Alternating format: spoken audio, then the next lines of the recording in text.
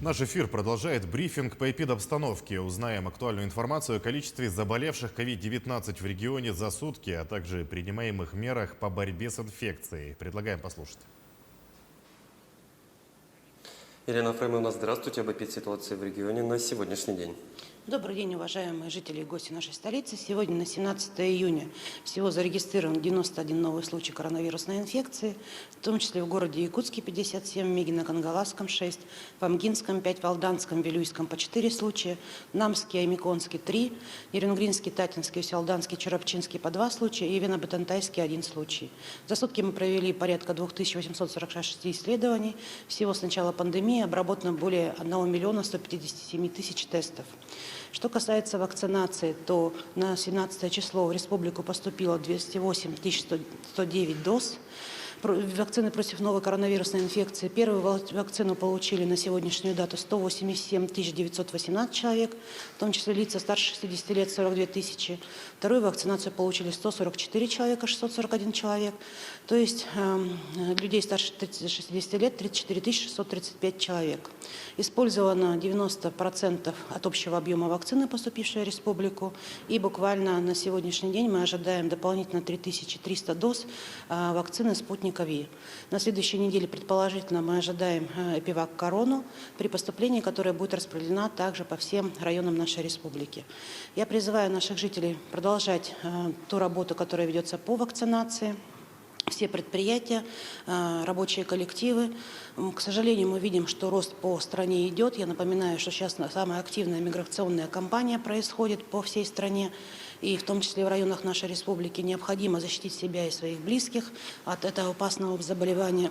К сожалению, мы каждый раз видим и тяжелые летальные исходы, и тяжелые заболевания, в том числе у молодого поколения.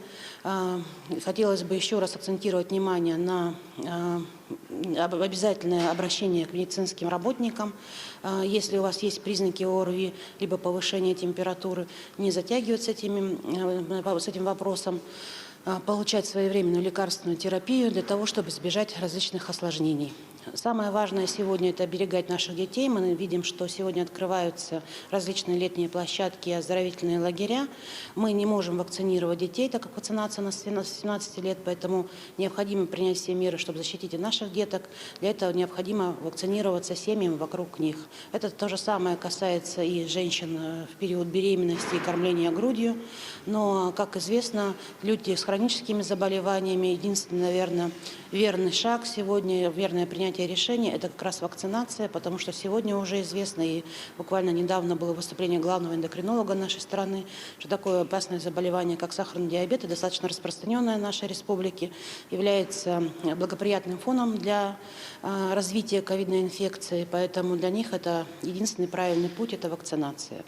Значит, кроме того, мы хотели бы, наверное, пользуясь случаем сегодня, поздравить медицинских работников с наступающим днем профессионального праздника и пожелать всему населению нашей республики, в том числе с заботой относиться к нашим медикам. Спасибо большое, будьте здоровы. Спасибо. Это был брифинг оперативного штаба по эпидобстановке, а мы переходим к новостям. Вы смотрите новости в прямом эфире, в студии Сергей Михедов. Здравствуйте, коротко о главном. Более 400 якутян трудоустроят на вахтовую работу на месторождении в Иркутской области. Набор работников продолжается. Какие вакансии предлагают? В Алекминском районе завершается посевная. В кооперативе «Поиск» не получилось закупить элитные семена и сеяли свои. Набережная реки Алдан в Хандыге – излюбленное место для прогулок жителей и гостей райцентра. Этой весной она преобразилась. Железнодорожный транспорт включили в закон о дополнительных мерах социальной поддержки инвалидов в Якутии. Законопроект рассмотрен Госсобранием ЛТУМЭН. Документ касается расширения видов транспорта, используемых для проезда к месту реабилитации, месту обучения и обратно. Сюда теперь включены и поезда. В настоящее время в республике числится более 57,5 тысяч людей с инвалидностью, в том числе 6,5 тысяч детей-инвалидов. По итогам голосования законопроект принят в окончательном чтении. 3 лесных пожара потушили за минувшие сутки, сообщает пресс-служба Минэкологии. Продолжают устранять 10 природных возгораний. Отмечается, что леса горят на территории Усть-Майского, Аймиконского, Тампонского, Нюрбинского, Сунтарского, Верхневилюйского, Мирнинского и Ленского районов. Из них локализованы 4 лесных пожара. По данным космического мониторинга, также действуют 13 термоточек. Накануне прибыли в регион еще 95 специалистов Федеральной авиалесоохраны. Они направлены на тушение огня в Верхневилюйские и Сунтарские районы. Сегодня утром первый вице-премьер Дмитрий Садовников провел совещание КЧС по лесным пожарам в Якутии. На данный момент по итогам работы оперштаба мы фиксируем 10 пожаров в 9 районах на территории республики. Также есть 9 пожаров, в которых мы по решению комиссии приняли решение о переостановке тушения пожара. И люди работают, 906 человек работает сегодня на этих пожарах, 70 единиц техники. Более 400 якутян трудоустроят на вахтовую работу в Кавыктинское нефтегазоконденсатное месторождение в Иркутской области. Госкомзанятости населения сейчас продолжает набор желающих. Кавыктинское месторождение – крупнейшее по запасам газа на востоке России. В прошлом году из Якутии туда уехали работать 247 человек. В этом году предприятие открыло более 1300 вакансий. На сезонную работу требуются дорожные, подсобные рабочие, бетонщики, каменщики, также электросварщики, водители и машинисты. Зарплата от 70 до 120 тысяч рублей в месяц. Перед трудоустройством гражданин проходит медосмотр. При наличии прививки от ковид не требуется двухнедельная самоизоляция. В этом году набор ведется на Кавыктинское нефтегазоконденсатное месторождение. Всего компания на сегодняшний день заявила 1320 вакансий. Это различные. В основном им требуются на строительные специальности. Это бетонщики, каменщики, подсобные дорожные рабочие. Кроме того, водители разных категорий, машинисты крана, бульдозера, экскаватора. По договоренности с компанией при наборе граждан минимальное количество для организации чартера составляет 80-90 человек. Организуется чартер с города Якутска напрямую на месторождение. Свыше 32 тысяч северных оленей родились в Якутии в этом году, сообщает пресс-служба Минсельхоза региона. Завершается массовый оттел оленей. На сегодня получено 32 333 детеныша оленя в возрасте до 1 года, говорится в сообщении. В горно-таежной и таежной зоне ведение оленеводства оттел идет с отставанием из-за глубокого снега, холодной погоды и теплой затяжной осени. На сегодня по поголовью лидируют Устьянские, Нижнеколымские и Анабарские районы. Также хорошие показатели и у оленеводов Булунского, Момского, Авино-Бытантайского и Аймиконского улусов. Более 1000 детенышей оленя родились в стадах Оленёкского, Кобейского и Нерюнгринского районов. А в Алекминском районе завершаются посевные работы. Последние гектары кормового овса сеет сельскохозяйственный научно-производственный кооператив «Поиск». Продолжит тему Елена Фаст. Завершаются посевные работы. В эти дни кормовые сеет «Поиск». В плане посеять 50 гектаров овса. В целом это составит 350 гектар вместе с зерновыми. В этом году не получилось закупить элитные семена. Сеяли свои, рассказывает Алексей Петрович. Хотели мы, конечно, в этом году обновить пшеницу, но у нас не получилось в связи с тем, что мы заказывали небольшой объем 3 тонны всего, да, а поставщики отказываются везти. Даже мы были готовы пойти заплатить им больше, за доставку тоже оплатить, но они посчитали, что это им невыгодно, поэтому мы семена не купили. В целом в этом году как никогда отсеялись рано. На кормовых день-два и надо будет начинать огораживание и ремонт изгороди.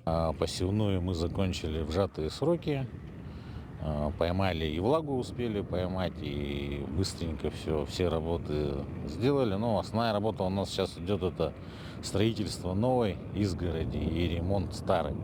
Потому что очень много было за зиму сломано. Где лошади помогают, где население помогает нам ломать. По району общий план составил 530 гектар зерновых и 870 кормовых. По площадям планы выполняются. Больше всего на сегодня тревожит погода. С начала июня не было ни одной капли дождя. Я думаю, что по части площадей мы выполним. Насчет урожая, конечно, будет вопрос, да, какая лето будет. На сегодняшний день июнь уже вторая декада июня. У нас ни капли дождя нет. Я уже не говорю о сенокосных угодьях, а вот сейчас под зерновые это будет ударять все равно по зерновым, по кормовым тоже. Поэтому все и ждем погоды. Елена Фаст, Максим Копылов, Алекминск. Порядка 2 миллионов мальков сибирской ряпушки выпустили в реку Анабар. Сбор икры проводился в сентябре 2020 года на реке Яне. Инкубация икры продлилась до мая. Всего в текущем году, считая это зарыбление, в реке Якутии было выпущено более 7 миллионов личинок ряпушки. Из них большая часть в Вилюй и Лену, рассказал гендиректор Чернышевского рыбзавода Василий Черепанов. Отмечается, что масштабное зарыбление Анабара проводится впервые за последние 2 десятилетия благодаря компании «Алмаза Анабара». Сегодня будет выпущена сибирская ряпушка, личинка навеской 0,03 грамма в объеме 1 миллион 806 тысяч. Сбор икры у нас, получается, проводился в сентябре на реке Яна. И вот с сентября до середины мая проводилась инкубация икры. Впервые примерно за 20 лет проходит акция по зарыблению реки Анабар. Это мероприятие проводится во взаимодействии с администрацией Анабарского улуса. Мы, компания «Алмаза Анабара», в составе группы «Алроса» стараемся быть ответственным предприятием. И для нас в приоритете не только производственные показатели, но и отношение к земле, на которой мы работаем, к рекам, к окружающей среде, к людям, рядом с которыми мы работаем. В нашем Анабарском районе в исполнение поручения главы нашей республики Арсения Сергеевича Николаева мы начинаем зарыбление реки Анабар и будем планомерно уже с участием Министерства экологии тоже заниматься этим видом деятельности на нашей территории. В планах у нас зарыбление тундровых озер, это конкретно Чира касается. Набережная реки Алдан поселка Хандыга – это излюбленное место для прогулок жителей и гостей райцентра. Этой весной она преобразилась. Здесь впервые за 20 лет появилось ограждение, которое было смыто наводнением, а также новые скамейки. По обновленной набережной прогулялась Мария Винокурова. В райцентре Тамбовского улуса еще наводнением 2001 года было полностью смыто ограждение набережной. Администрация поселка планировала начать работы по благоустройству в рамках реализации проекта обустройства дамбы, но пока вопрос не решен. Набережная – это самое красивое место в любое время года, где любят отдыхать все жители поселка. Поэтому ремонт требовался давно. Пользуется это место у наших хандыгчан очень большой любовью и интересом, вид на Алдан и так далее. Поэтому в этом году совместно с депутатским корпусом было принято решение по обустройству набережной. Из средств бюджета запланировано порядка 700 тысяч рублей на обустройство набережной.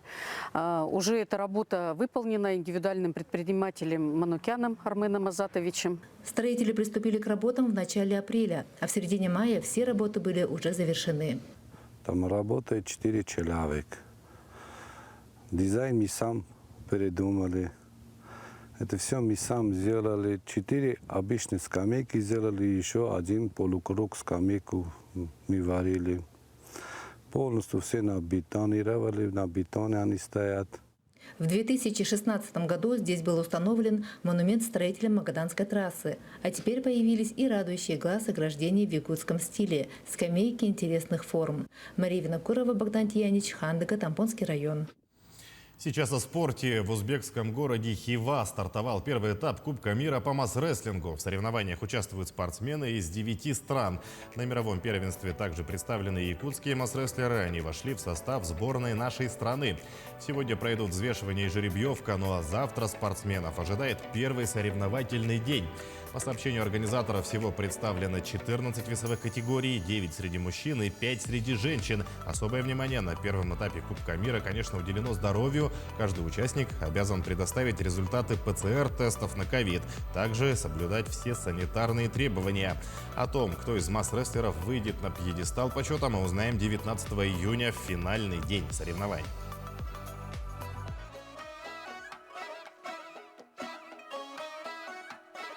Сборная команда России по масс-рестлингу представлена 9 регионами.